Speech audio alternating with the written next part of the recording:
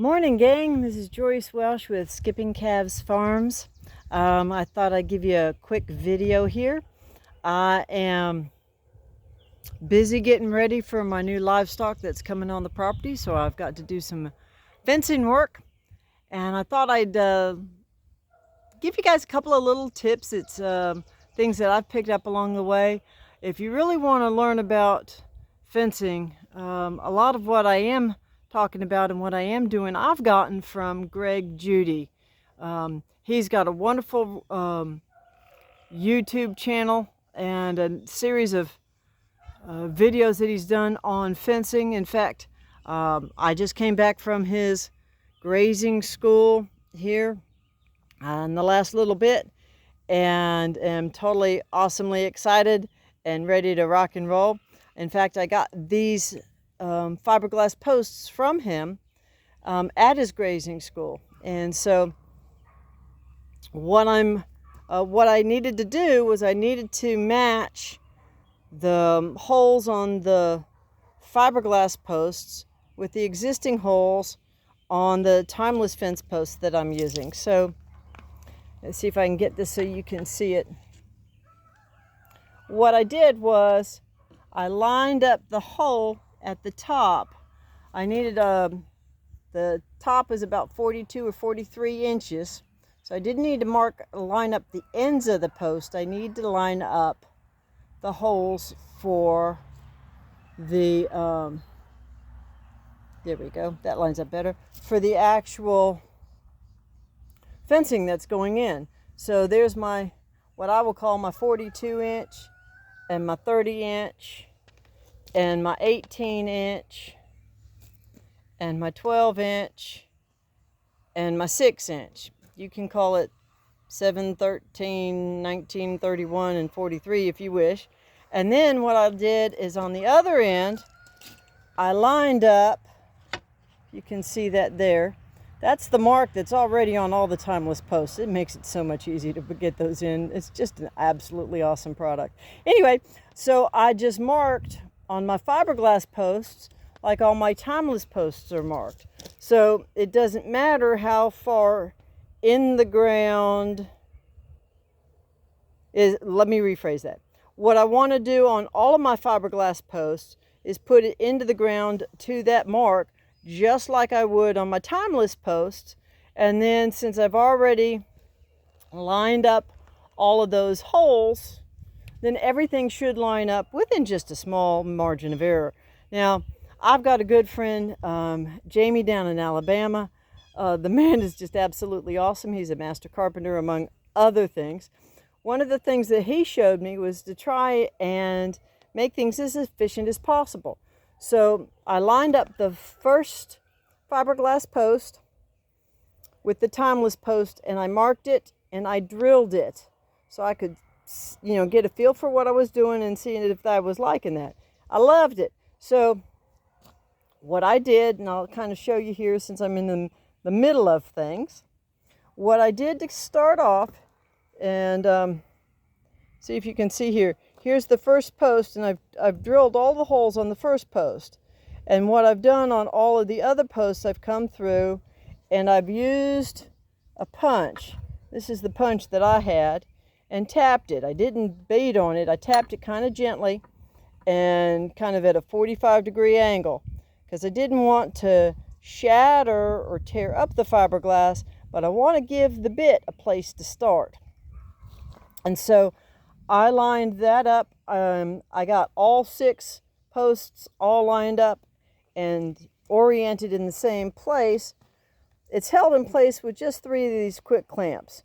This clamp I had for the first one that I used when I did all the holes, and then I just came back and I took another quick clamp and took let me get this timeless post out of the view, and just took an old trash piece of 2x4, it's not even a 2x4 anymore, and clamped that down to hold the other ones in place.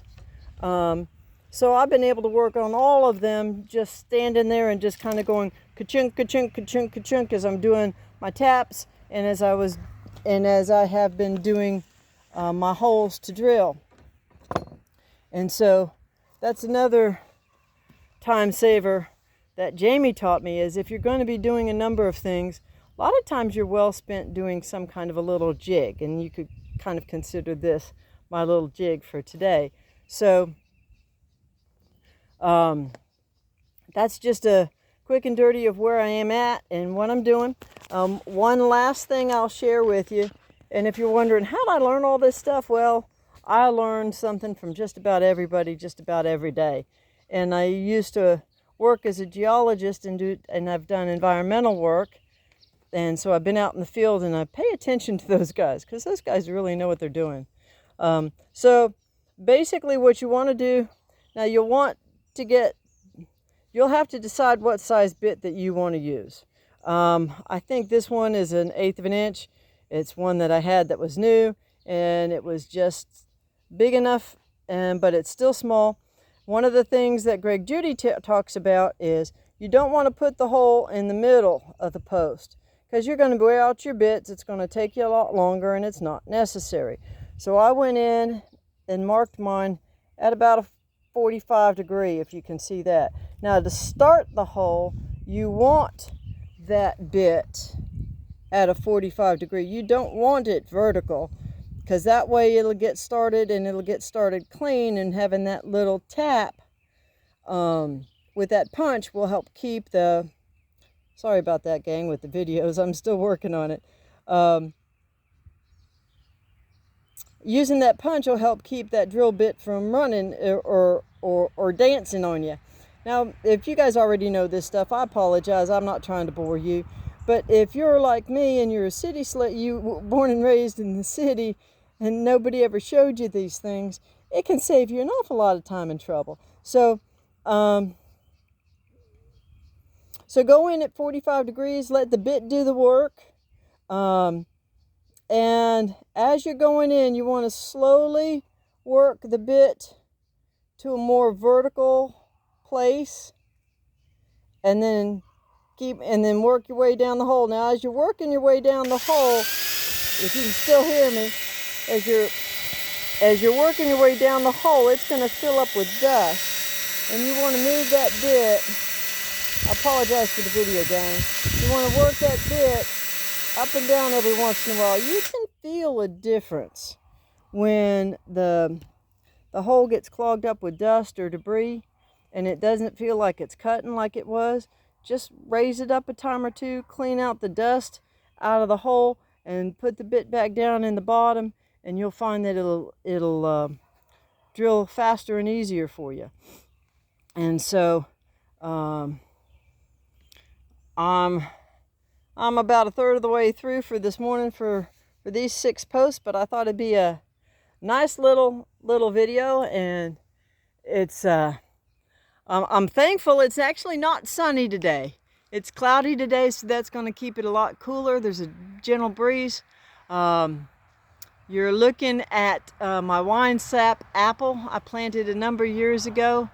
When I planted it, it was only about 4 foot tall, and look at her now.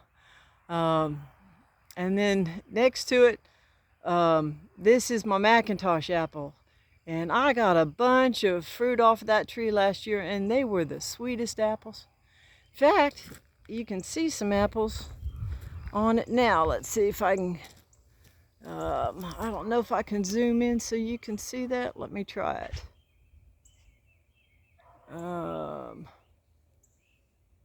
Right there, about in the middle of the screen. You should be seeing. There they are, right there in the middle of the screen. Some little baby Macintosh apples. They're going to be going into my oatmeal next winter. So I'm going to go ahead and sign off, gang, and get back to work. And I hope you have a blessed day, and feel free to subscribe and like, and don't forget, keep chasing the dream.